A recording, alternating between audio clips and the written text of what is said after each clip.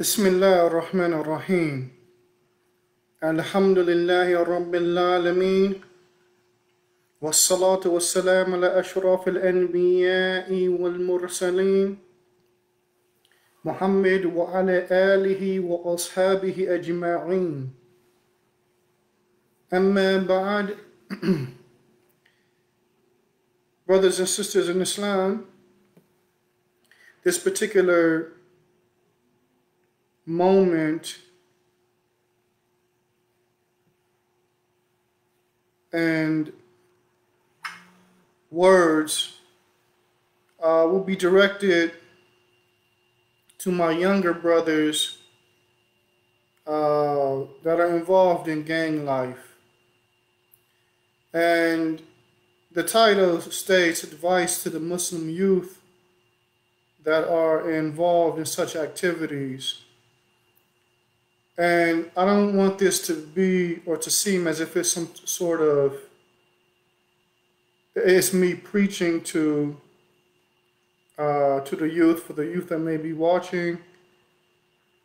But I want it to be a moment of reflection. And as the Muslim youth that are viewing this, listen to what's being said, that I want them to honestly take a moment to reflect on themselves as it relates to what is being mentioned and or presented. Now, first and foremost, it is from Islam that we have concern for our brothers and sisters. And so I do naturally have a concern for the Muslims in general, including my younger brothers and sisters who may be involved in whatever it is that they're involved with as it relates to street life. And I want you to understand, as I'm talking to you all, that you're not listening to someone who can't relate to where you're coming from. Because I have preceded you all in being involved in street life. So it's not like I can't relate to where you may be coming from. For you to understand, or for me to illustrate what I'm saying, in order for you to understand where I'm coming from, then I think it's important for me to just bring to your attention that I was a Crip from age 14 to about 21 or 21, somewhere around this age.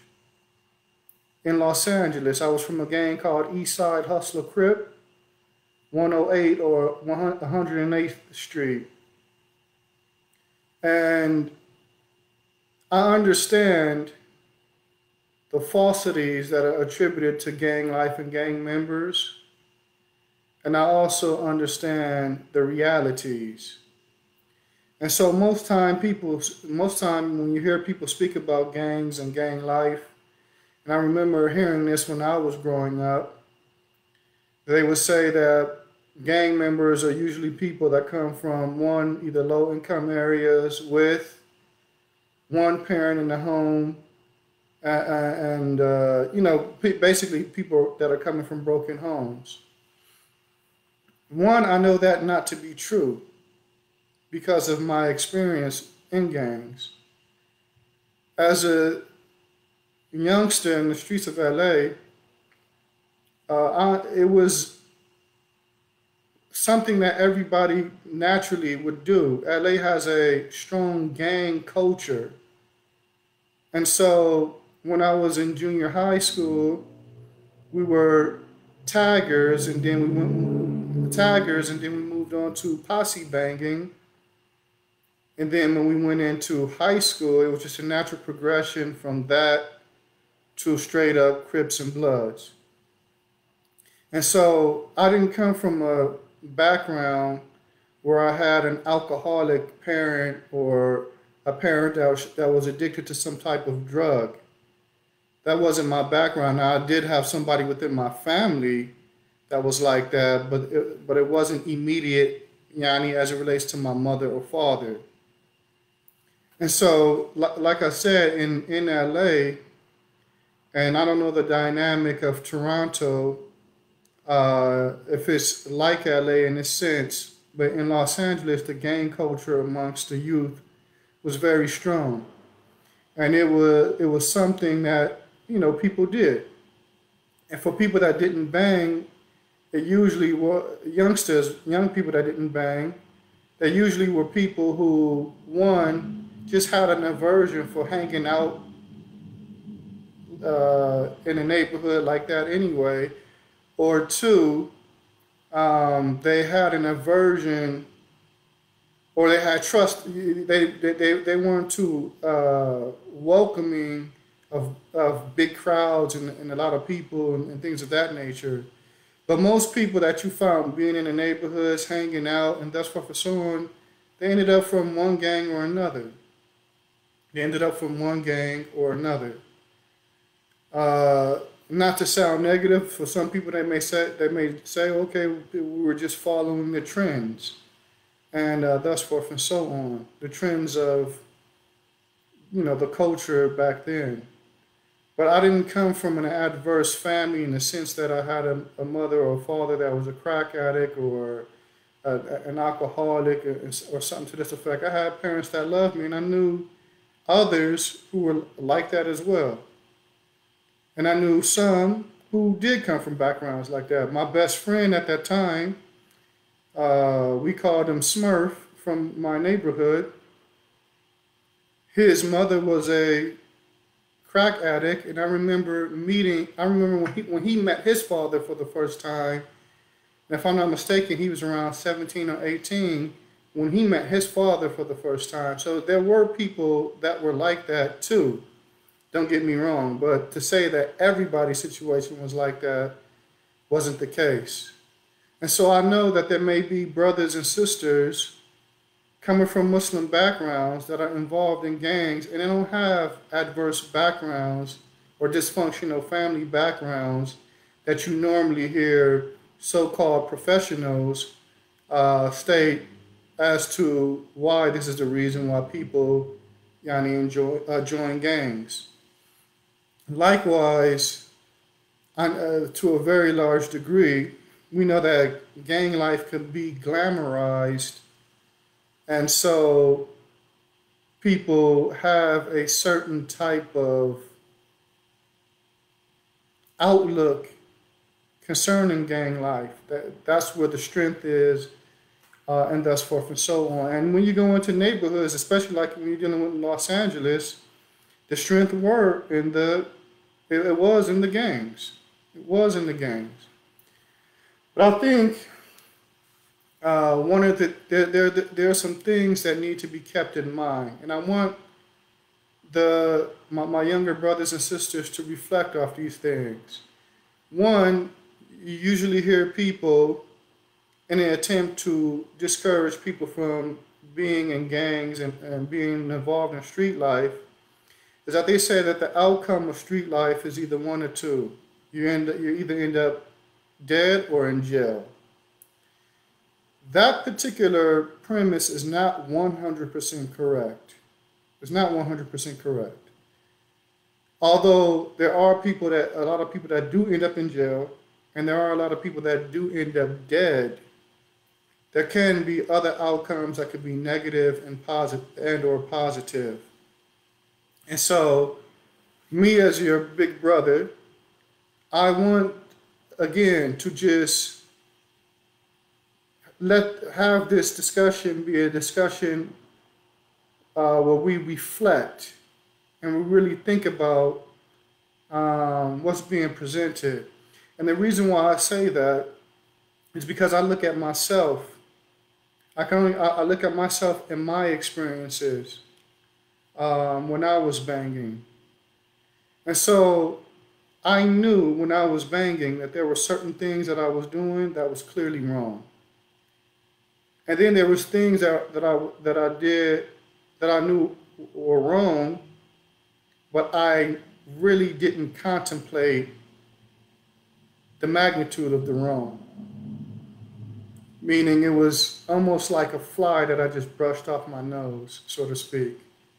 There were some thresholds that were so great that I would be cautious into falling into them because I knew, man, I can't get this far down the rabbit hole. And then there were some situations where I knew it was wrong, but just what didn't even weigh heavy on me. And I would assume that for youth that have Islamic backgrounds, that most likely your situations are probably the same, especially having parents that are looking at this world in a much more from a much more larger perspective than you may be looking at it as it relates to your current situation now. But that's the main point. I think that could be that's something that could be understood, that we're recognizing certain things that we're doing to not be correct. And this is something that one doesn't have to acknowledge with his tongue, because whatever you may say with your tongue, the reality is you acknowledge it in your heart. In your inner self, you know, I shouldn't be doing this, or I shouldn't be doing that, or I shouldn't be doing this, or I shouldn't be doing that. So what I want to just basically deal with, and I won't prolong um, this discussion, but I want to just bring it to one particular point. If you continue to live a lifestyle where you're living in accordance with the quote unquote G code, as we used to refer to back when I was banging, then this lifestyle that you're living that's in accordance with this G code, it will be the cause to a lot of your defeats in life. It'll be the means to a lot of your defeat in life. And I want to take the time to illustrate that a little bit. Because when sticking to the quote unquote G code, you consequently become a harm to yourself, and you become a harm to those around you. You become a harm to yourself, and you become a harm to those around you. And so, one of the things that I started off when I was saying, some people say the outcome is jail or dead. To a degree, in some circumstances, that's true. But you have other circumstances that are negative. I know people who are older than me now that never stop banging. And some of them are strung out on crack. Some of them are homeless. Some of them, older than me, are still living with their parents because they stuck to the G code, and the G code didn't encourage with betterment of oneself from the perspective of finances and thus forth and so on, and raising a family, etc. On the contrary, the G code encouraged with fast money, fast women, and thus forth and so on, and you'll find yourself spending seeing your 20s come and go, seeing your 30s come and go. You may hit your 40s and end up in your mid to late 40s, and now your parents are dying. And a person really hasn't accomplished obtaining the essential needs in life for that person to be able to maintain themselves. They may not have a bank account. They may not have a steady stream of income, and thus forth and so on. So the point that I'm making is clinging to the G code, it will be the cause for a lot of defeats in life. It'll be the cause for a lot of defeats in life. And so for the Muslim youth, those of you who are teenagers and still in school, some of the things that I'm going to point out, I'm pretty sure if gang life, if the street life that you're experiencing was just as intense as the street life I experienced, and I have no doubt that it is, then I'm pretty sure some of the things that I'm going to mention from my experiences, you are experiencing yourself. And I try to be selective as it relates to what I want to mention, because one, without a doubt, I don't want to incriminate myself for anything that I did in the past. And then two, I don't want to be bringing up my past wrongdoings. So I'm being very selective in some of the things that I'm saying. But one of the things that I want to point out, and this is all connected to quote unquote G code, living by the G code, and how you're suffered defeats in life by doing so. How you may be a harm to yourself, or how you may be a harm to others. And I think one of the things that, for me, uh, that the reality, one of the things that affected me after I got after I got quoted on the quote unquote hood, I was in the car with a gang member, several gang members of mine. A guy named Big Nutty, another guy named J Rock. J Rock was in the back seat with me. My so-called best friend at that time, Smurf. I believe my brother was there as well. And there was another person. I don't recall who that other person was at the moment. But they were discussing how there was another gang. It was a gang by the name of Avalon Gangsta. How they basically um, crossed our hood out on the wall. Basically, spray print. Our hood was written on the wall somewhere, and they came and they crossed it out. And Avalon Gangster was a gang that we didn't have problems with, but we later on found out that they were having some problems with some of our some gang members from my hood that lived in their hood. And that's why they did that. We found out later on. But as I was in the car, I was fresh on the hoods. I probably was from the hood for about a week, maybe 2 weeks at the most, age 14.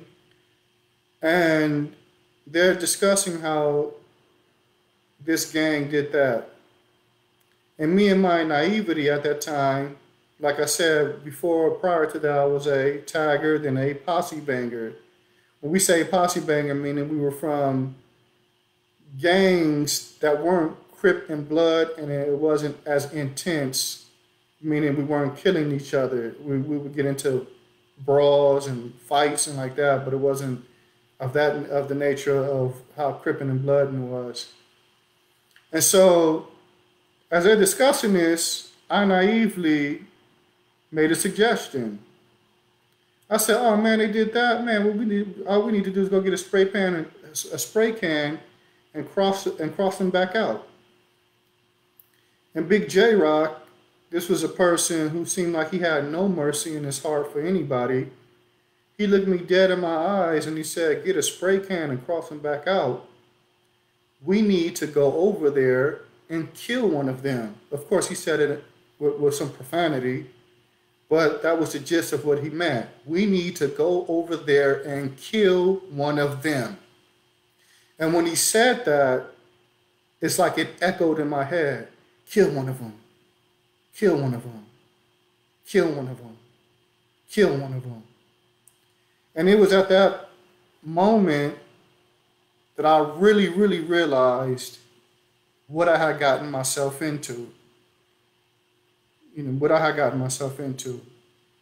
And so this is the point that I'm making when it comes to the G code and how a person will be more of a harm to themselves and to others around them.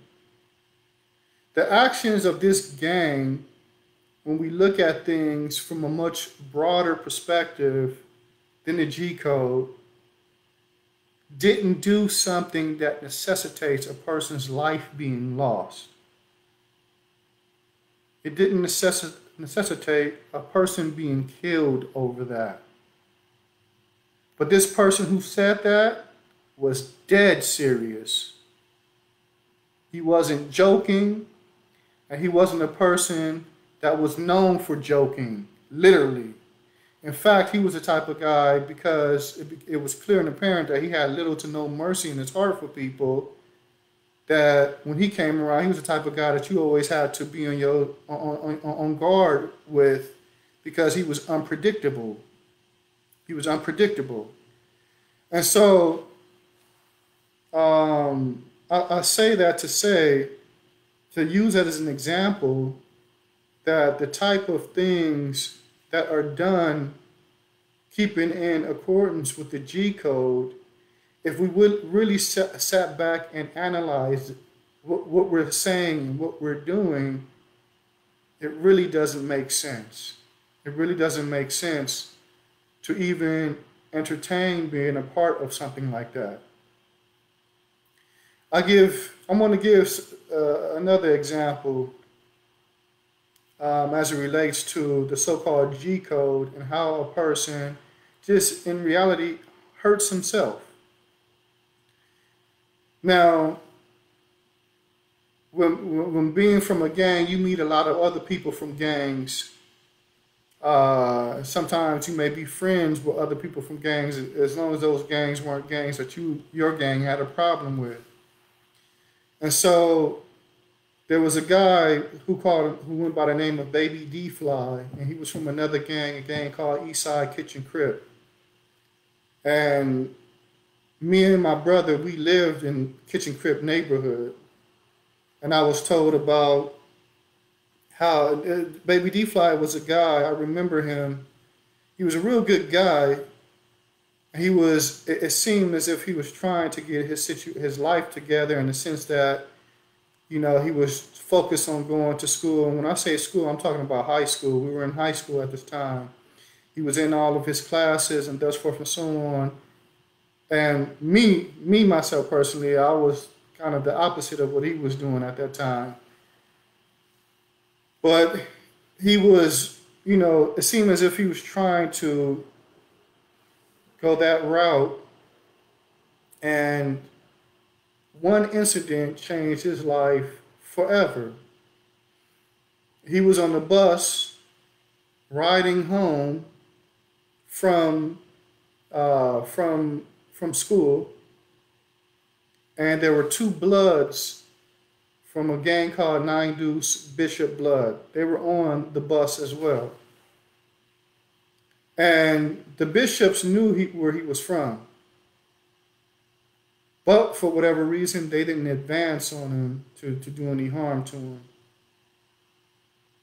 But somehow, word had got back to, I'm not sure how this happened. I honestly don't know how it occurred. But the bus that they were riding on had to go through Kitchen Hood in order to get to Bishop Hood, because the Bishop Bloods were off of Manchester, but they were further east. And so when it got to Kitchen Crip Hood, there were gang members from Kitchen that were at the bus stop. And one of them, youngsters at that time, we just do stupid stuff. We do foolishness. And so when the bus pulled over, they're acting a fool. They hop on the bus, and they notice there's two Bloods on the bus. And so one of the individuals from Kitchen, he had a pistol on him. he ended up killing both of those people on the bus. He ended up killing both of those Bloods on the bus.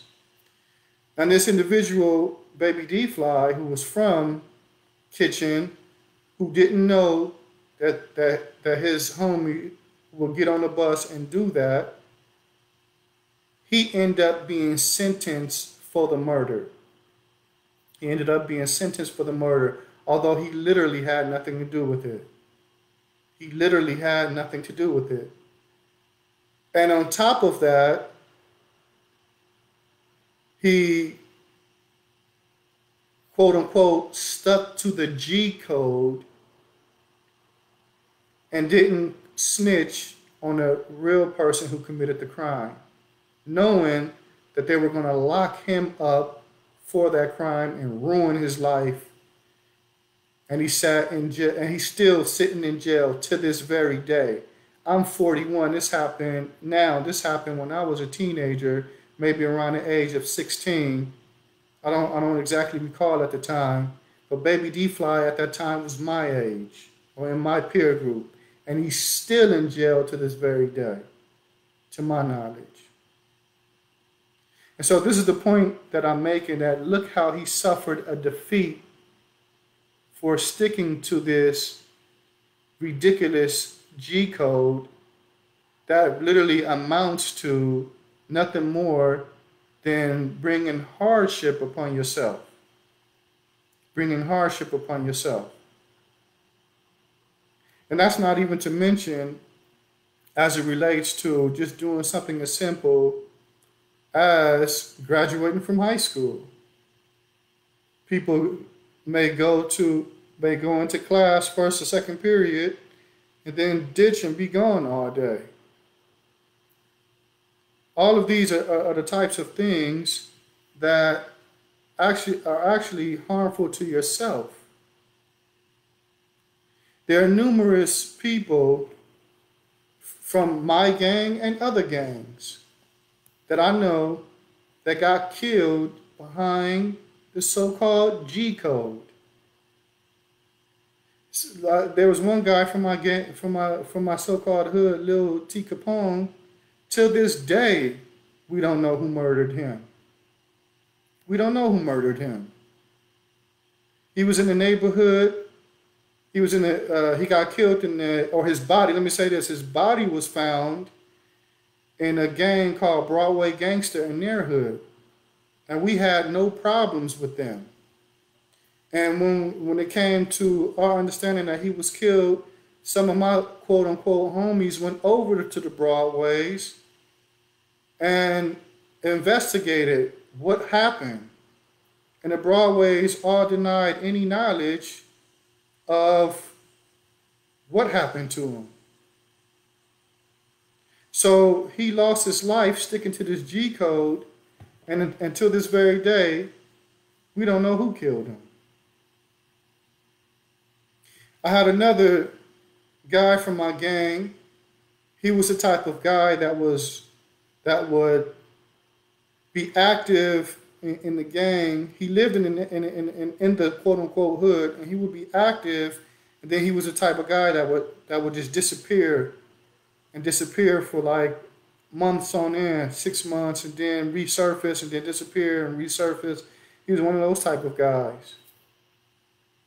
And so we were getting into it with a gang called Front Street Watts. And my neighborhood, there was the only thing that divided my hood from Front Street Watts hood was one main street called Avalon. So you had Avalon. If you went to the east side of Avalon, that was Front Street Watts hood. If you're on the west side of Avalon, that was East Side Hustle Crip hood. Literally crossing Avalon, you will be dipping into their hood. And so we have been getting into it with it. There have been a succession of things that took place. And because this person, we called him G Money, he didn't know what was going on.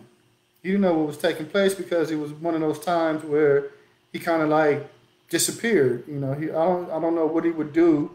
He would be around, but he just wouldn't be active and hanging with the quote unquote homies. So He didn't know what was going on as it relates to hood politics. He didn't know what was going on at the time. So I don't recall what actually set the front streets off, but they went on a kill mission in my neighborhood. It was two or three of them went into my neighborhood on bikes with guns, and uh, everybody that was being active knew what was going on. So it was one of those times when nobody was just like loosely walking around, and if you were, you had your pistol on you, and thus forth and so on. But G Money didn't know what was going on, and he literally walked right up on them because he recognized, he knew that we knew them, he knew their faces. He was able to tell us who actually shot him by name before he ended up dying, because he died in the hospital. These are examples of people who were sticking to this quote unquote G code, and they brought harm to themselves. They brought harm to themselves. And the harm that they brought to themselves, what was it really worth? It really wasn't worth anything. There was a guy, Baby Thump, from 5 Trey Avalon Gangster. He lived in our neighborhood, on the outskirts of our neighborhood.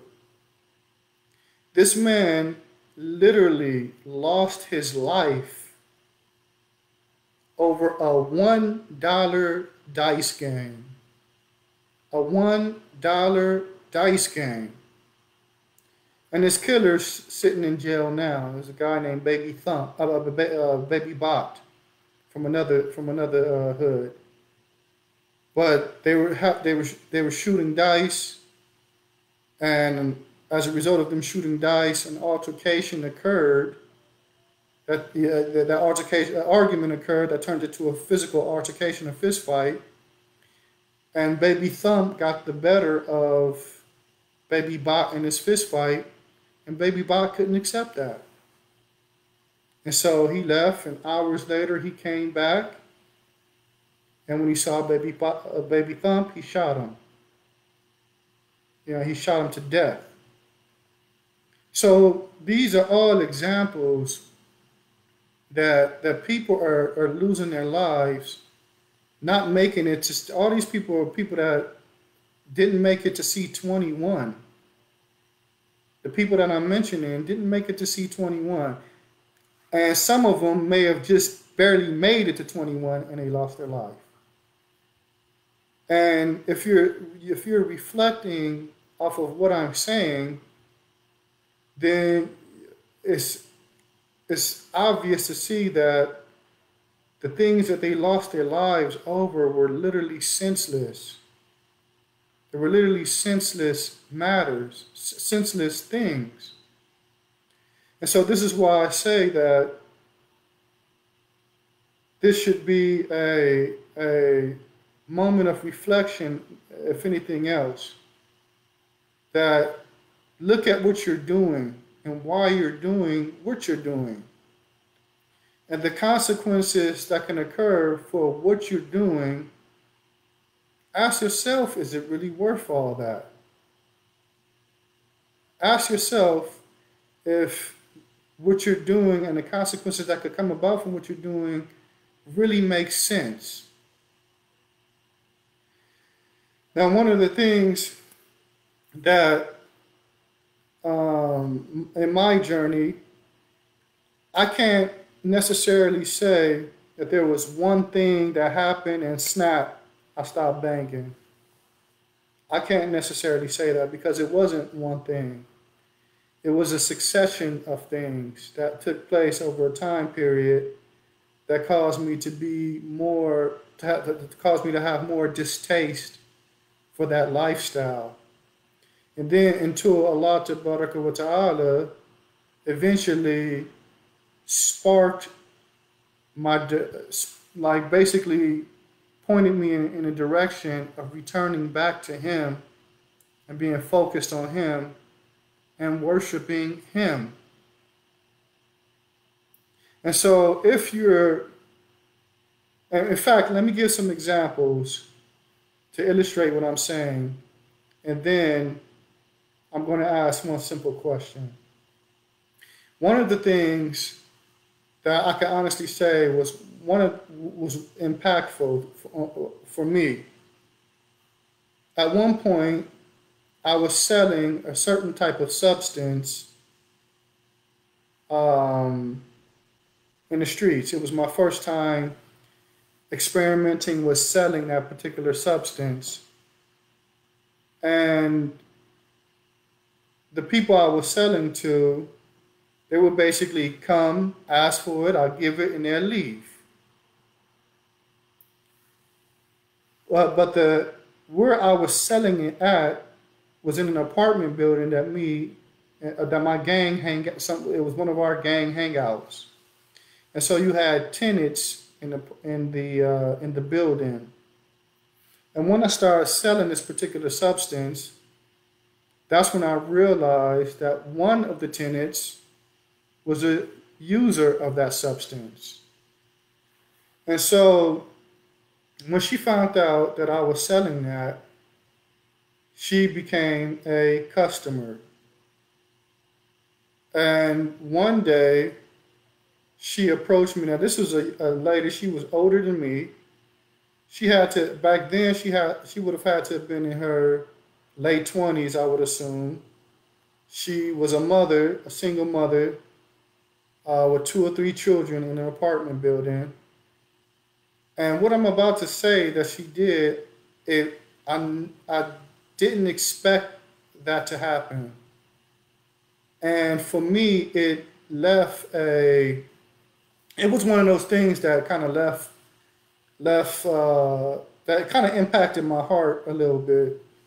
But she one day didn't have any money, and so she came and she asked if she could just get some of the substance I was selling on credit.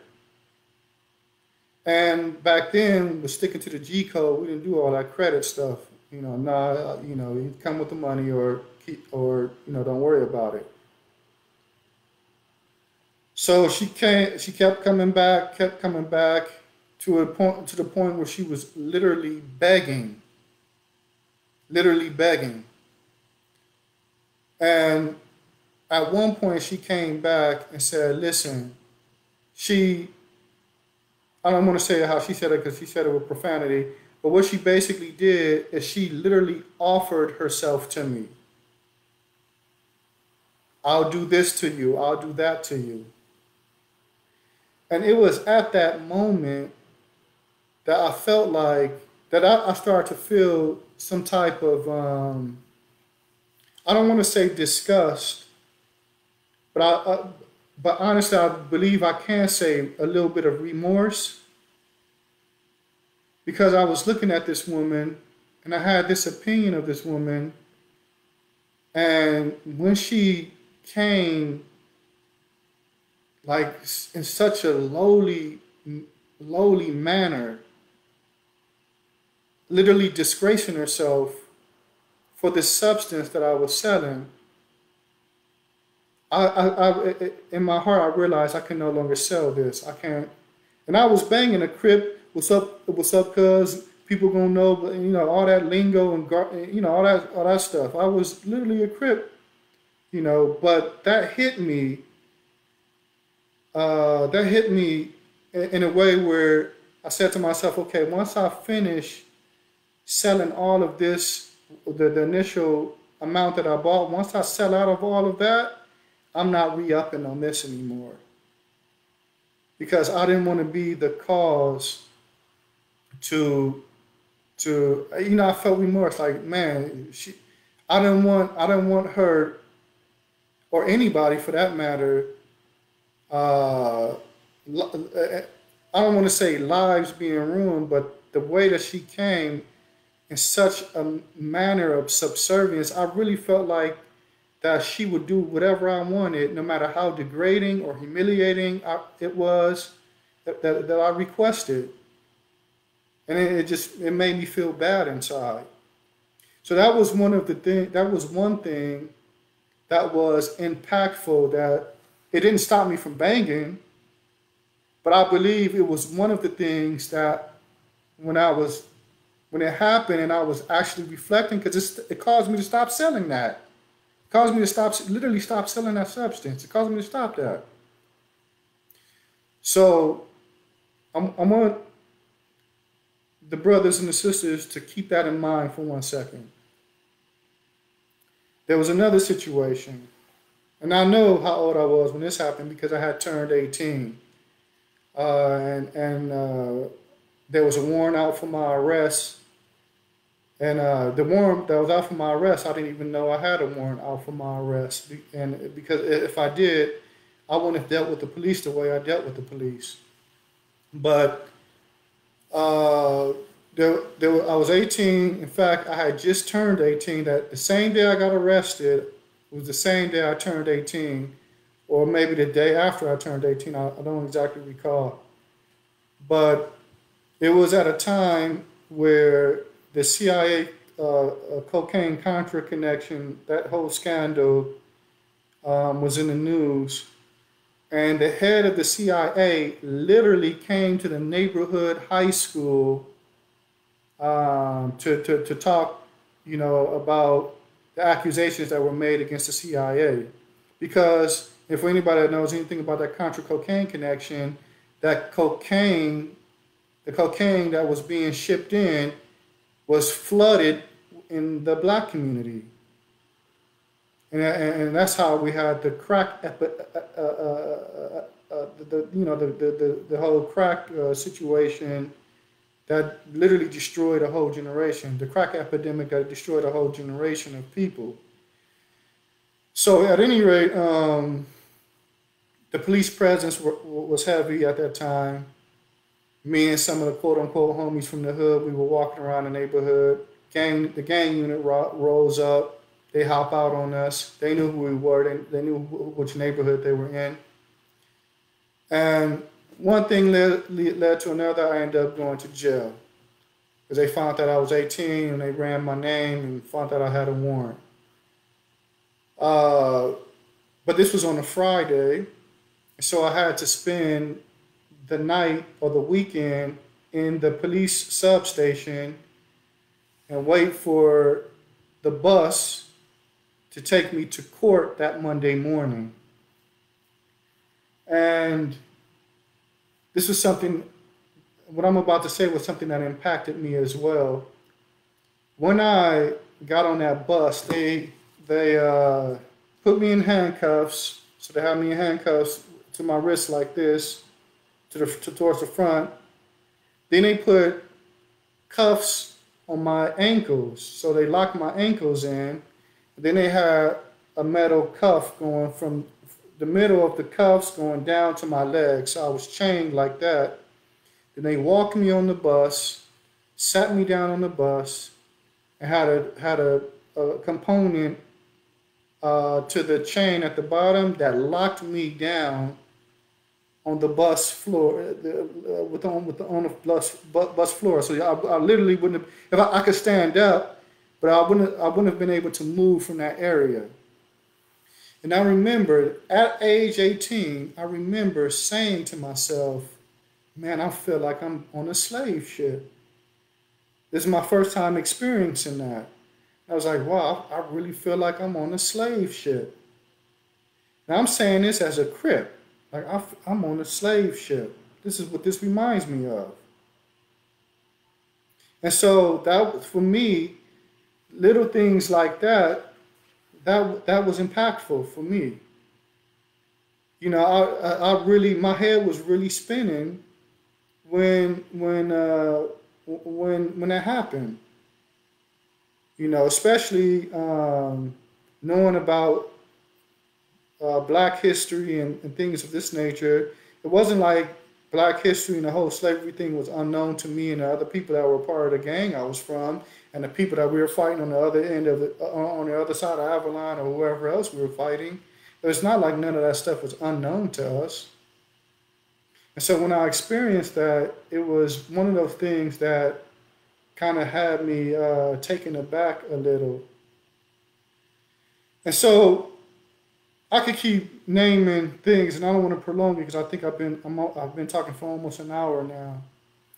But just like I've had those experiences that caused me to have a dislike or a distaste in sticking to the G code, I'm pretty sure you all have experienced things that are similar to that.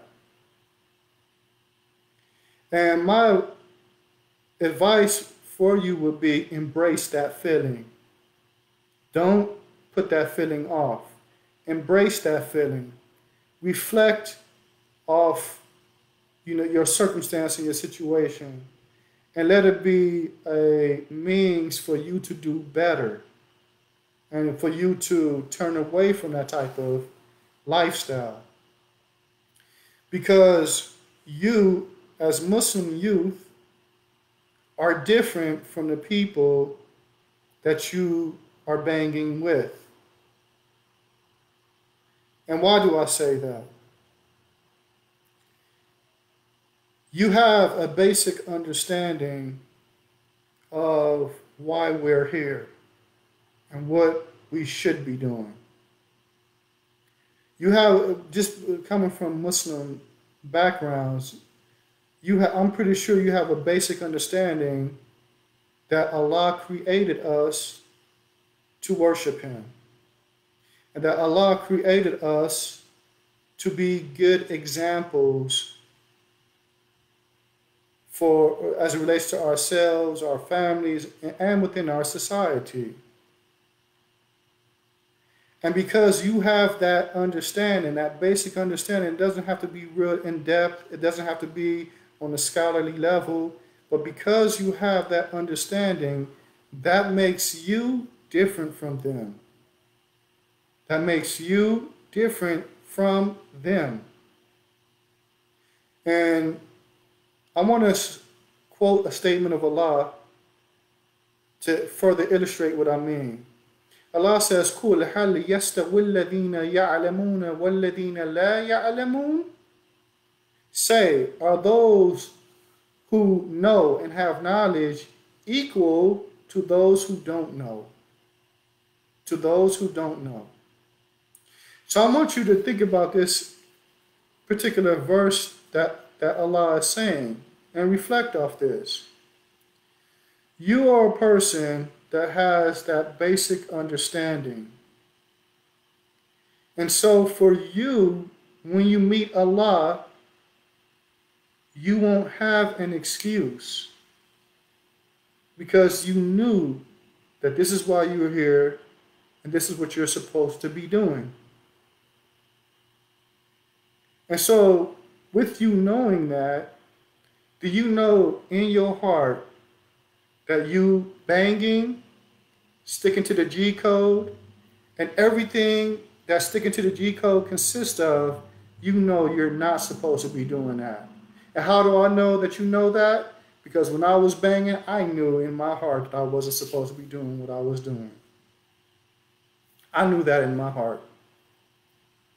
I knew that. And me being a grown man, I'm not afraid to say that I knew that. I knew that what I was doing was incorrect.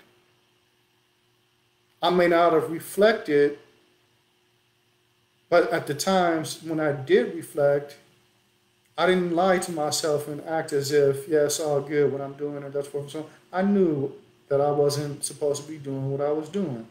And sometimes when being from a gang, sometimes you may have an intimate conversation with another gang member or two, and sometimes this comes up. I remember this came up in a conversation one time. I remember the people who were there. My brother was there, Smurf was there, and there was a guy named Esmac. And we were talking about this. And unfortunately, Esmac had an opinion. He thought black people were cursed. I didn't realize where he had got that from until later on, after I became Muslim and started realizing certain Christian beliefs. But, his conclusion was, we out here doing this because we curse. And that's incorrect. That was an incorrect understanding as well. But the point that I'm making, all of us is out here saying, yeah, we know basically we acknowledge in our own way that, we shouldn't be out here doing what we're doing. But then somebody else comes up or walks by, and now we firing up a blunt, and we getting into street politics, and thus forth and so on. So the main point that I'm making is take the time to reflect, because if you lose your life fighting for that which you know is wrong and loving that which you know is wrong, it's highly unlikely that you'll have an excuse with Allah. And you know that you know with certainty that you have to return back to Allah, and you know with certainty that you have to be questioned, or you're going to be questioned for what you did in this life, what you did with the gift of life, and what you did with the gift of guidance.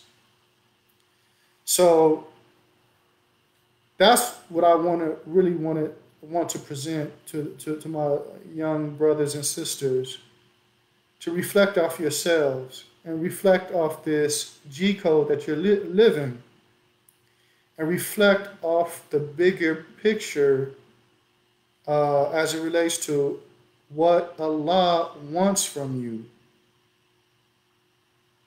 What Allah wants from you. And when I say reflect off this, that doesn't mean having a conversation with this person or that person. Have the conversation with your own conscience.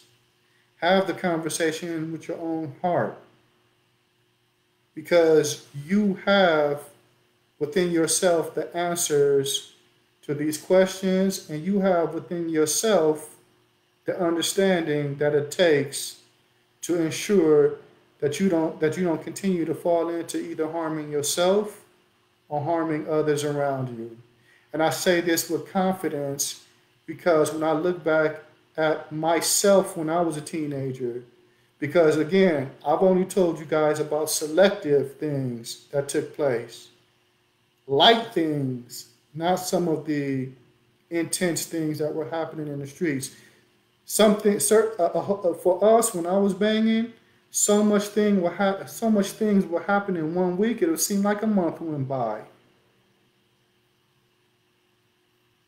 This person got jumped this time. This person got killed. This person over here, this happened to him. And it would seem like a month went by, and it was just 1 week. So the point that I'm making is, but even then, me myself personally, it was times where I would reflect. It was times where I would reflect. And human nature is the same. The individuals may be different, but human behavior remains the same. This is why the Quran has an argument for all peoples in all times, because Allah is dealing with the basics of human behavior. So the people may change, but the behavior remains the same. And so I know with certainty, and I believe I can say this with confidence, that I know there's times that you guys are reflecting. So when you're having that discussion with your conscience and your heart, let it be a means to steer you to that which is correct. And I don't want to take up too much of your time. And with that, subhanakallahumma wa bihamdik, ashhadu an la ilaha illa ant, astaghfiruka wa atubu ilayk. Assalamu alaikum wa rahmatullahi wa barakatuh.